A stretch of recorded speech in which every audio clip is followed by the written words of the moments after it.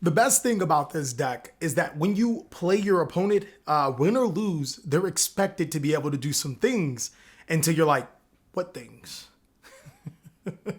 Our graveyard.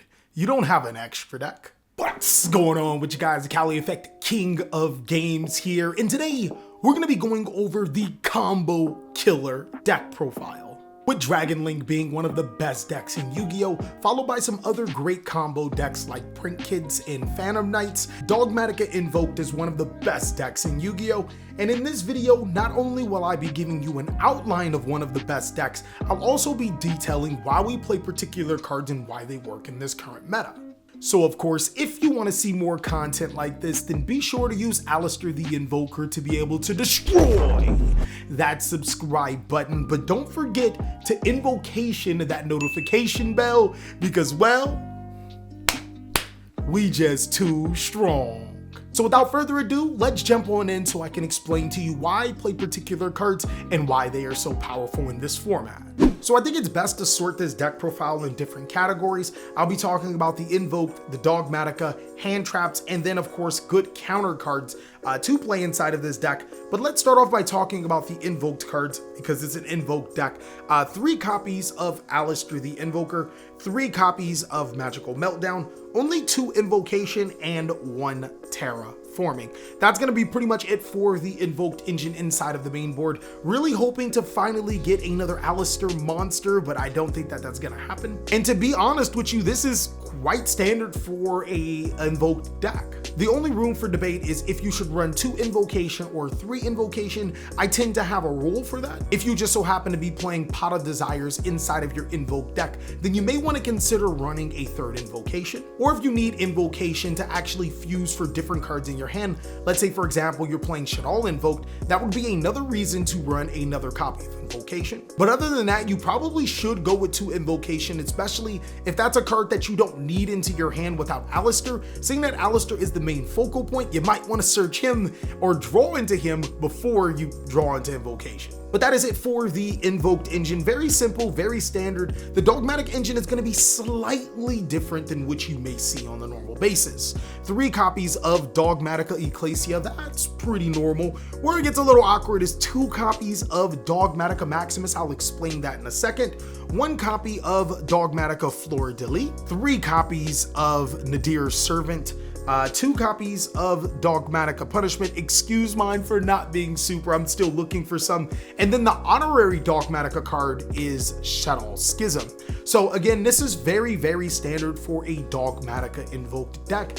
You play the 3 Ecclesia and the 3 Nadir Servant because not only is it your backup normal summon monster, Ecclesia can follow up on top of your Invoked Mechaba and search Dogmatika Maximus, can also search your Fleurdelis or Punishments to be able to provide more disruptions. Now, a card that could be up for debate is why play multiple copies of Dogmatika Maximus? You pose a really good question. Dogmatika Maximus actually serves as an ult win condition as well as a card that can boost our consistency. Let's say for example we draw no Dogmatika cards other than Maximus in the Invoked engine. Once you link your Aleister into your Almiraj and your Almiraj into your Secure Gardna, this card is good to go. Maximus is a blowout Yu-Gi-Oh card that you could consider assigning out games 2 and 3. Depending on the situation, it is an amazing Yu-Gi-Oh card that needs to be respected and don't get the respect it deserves. So put some respect on his name.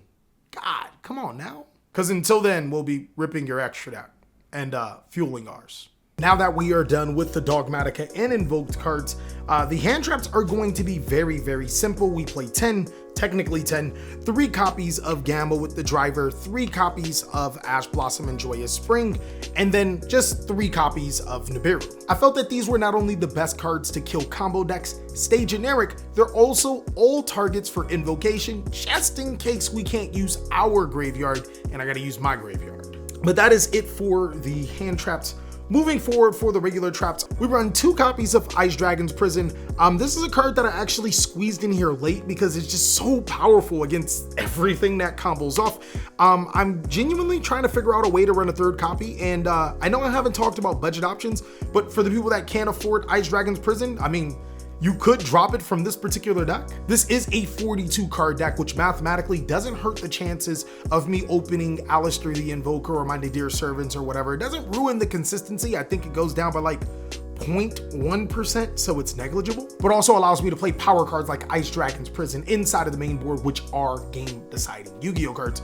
I do run a controversial card in Solemn Strike. This is a card that I feel could be Infinite Impermanence, but I like Solemn Strike because it prevents me from being hand trapped. When I summon Aleister and they hand trap me, I'm not the lucky one that actually still has Invocation anyways.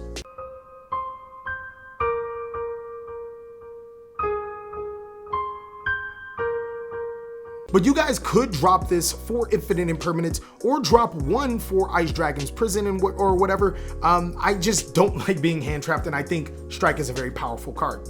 Also, 1 copy of Call by the Grave and 2 copies of Cosmic Cyclone. Cosmic Cyclone is just really good against everything, even Dragon Link, Dragon Maid's Tiding, their Boot Sector launch, the World Legacy Guard Dragon. So I feel like Cosmic Cyclone should be considered to be played in just about every Yu-Gi-Oh deck at this point in time. Now there is 3 last cards that I'm playing, and unfortunately it's the reason why I haven't provided budget options or an alternative to Dogmatica, because this card is so powerful for this particular deck. It's probably the only deck that I like it in. So I run 3 copies of Pot of Prosperity. Sorry guys if you guys you know, didn't spend your stimmy check on the Pot of Prosperities or whatnot, but this card is really bonkers in here just for the sole reason that it allows you to dig deeper into your deck. This is a strategy that can brick sometimes, and you don't really care about your extra deck a lot. Like, there are cards to banish, and I'll be able to show you guys later on in the video, but 3 copies of Pot of Prosperity. If you guys cannot afford Pot of Prosperity, you could drop them completely. You could run Pot of Desires with an extra invocation, but Pot of Prosperity is probably the best choice for this particular deck because it allows you to pseudo search into Aleister instead of hoping to draw into Aleister. So moving on to the extra deck, I'm gonna make this really quick and then show you my Pot of Prosperity targets. 2 copies of Invoked Mechaba, 1 copy of Augoeides, 1 Purgatrio, 1 Raidjin. This actually comes up a bit, especially with Rolling Lockbird in the meta. It's kind of weird that it does. 1 Construct, 1 Apkallone, 1 Winda, and 2 Intis. And of course the Titaniklad, that's gonna sum up all of the fusion monsters. If there was a card that I really wanted to run a 2nd copy of, it was Titaniklad, because I do run another Maximus, but I don't think it's ever come up. For the links, 1 Salamangreat Almiraj, 1 Secure Gardna, and 1 Psy-Frame Lambda. I've realized that a lot of times I could have an additional monster on the field, and I can use that to make Psy-Frame Lambda to make all of my plays safe. But if you guys can't afford it, consider Blackluster Soldier. That card's also really, really good. The BLS link is insane. And then the last card is Psy-Frame Lord Omega. When I punish my opponent, I can rip a card out of their hand. And this is an excellent card to send to the graveyard to be able to shuffle cards back into your deck so you can use their effects again. But that is it for the main board. And the extra deck, I guess I can show you a few combos. Oh, so before we get into it, one thing I want to mention is that I got a new lens. This is a 14mm lens, but it's on a micro 3/4 camera, so it's technically a 28mm lens. I bet some of you guys are looking at me like, what the fuck are you saying? It's just another lens. But unfortunately, how I have set up for deck profiles now, I'm gonna use that lens so you guys can see the combo tutorial. It's going to look amazing, but unfortunately, you won't be able to see this sexy face anymore. Let's jump on it. Okay guys, so I completely forgot to show you guys the cards that you would banish. Let me go ahead and show you guys those cards right now. So if you desperately had 2 Pot of Prosperity, like you had nothing in your hand, the 6 cards to banish is 1, 2, 3, 4, 5, and where are you? 6. So you banish these 6 cards from your extra deck. It does suck to lose these particular cards, you know, because sometimes they do come up, but ultimately guys, Pot of Prosperity could be the difference between you losing that game and actually being able to play Yu-Gi-Oh, which means if this deck can play Yu-Gi-Oh, you might just win the game. But moving on to the little combo tutorial, I'm gonna keep the Pot of Prosperity in my hand for this particular combo because it's gonna require any random card in your hand. It does not matter plus Aleister the Invoker and Dogmatika Maximus. Now, I chose to use just Maximus in this combo just to show you how powerful this card is, even without the Nadir Servant or the Dogmatica Ecclesia. This deck can still rumble pretty well. So first thing we're going to do is normal summon that Aleister the Invoker using its effect to add Invocation, and then we will link off Aleister into Salamangreat Almiraj, and then the Almiraj into Secure Gardna. From here, we're going to activate Invocation, banishing the Secure Gardna and Aleister the Invoker to be able to special summon or fusion summon our Invoked Mechaba. Use the Invocation to return the Aleister from your hand to your hand, and here's where the cool things start to go down. Next, you're going to banish that Link monster into your graveyard to be able to special summon Dogmatika Maximus from your deck, and then use the effect of Dogmatika Maximus, forcing your opponent to send 2 cards from your extra deck and allowing us to send Apkallone and Titan Clash from our decks to the graveyard, or from our extra decks to the graveyard. Activate the effect of Apkallone to add Shaddoll Schism from your deck to your hand, and then pitch that random card from your hand. Set the Schism face down, and on your end phase, activate the effect of Ash Titaniklad. You special summon the Dogmatica Ecclesia. Ecclesia's effect, that adds the Dogmatika Fleurdelis from your deck to your hand. So your board's gonna look kind of like this, which is really, like, it's nuttily insane. You have Invoked Mechaba, which could pitch the Fleurdelis or the Aleister the Invoker from your hand to the graveyard to negate and banish a monster effect. But more importantly, you do have that Shaddoll Schism play, which can banish a Shaddoll monster and a dark monster to be able to fusion summon the Shaddoll Winda to your side of the field and be able to send 1 dark monster to the graveyard, because that's what you're summoning with Winda, from the field to the graveyard. This is completely insane. With 2 cards, you get technically 3 disruptions, but the reason why it's pseudo more than that, because again, your opponent can only special summon once, and you get to send cards from their extra deck to the graveyard, which could be detrimental to them playing Yu-Gi-Oh! This is why Dogmatika Invoked is really, really powerful. So there really isn't a lot of like combos to show you with Invoked Dogmatika, because this isn't a combo deck, it's a combo killer deck, obviously, but there is one more way to get a similar lock, if not the exact same block, without discarding a card from your hand. Now, it does require you to play Nadir Servant in this particular situation, but I'm going to show you how this deck actually, in a 2-card combo, produces a pretty similar board or has other avenues depending on what you want to build. Like, sometimes you may want the Dogmatika Punishment, which requires you to do it a little bit differently.